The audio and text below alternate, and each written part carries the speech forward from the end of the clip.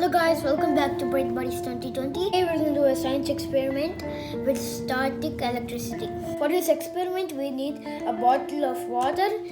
Make sure there's a hole in a cup, a balloon and one clock. Now you blow the balloon.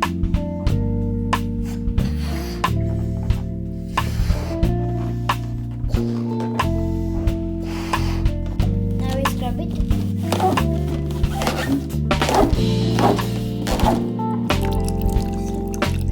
Water is moving. The water is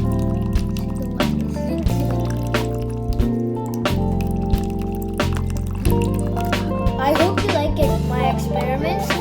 If you're new, please subscribe to my channel.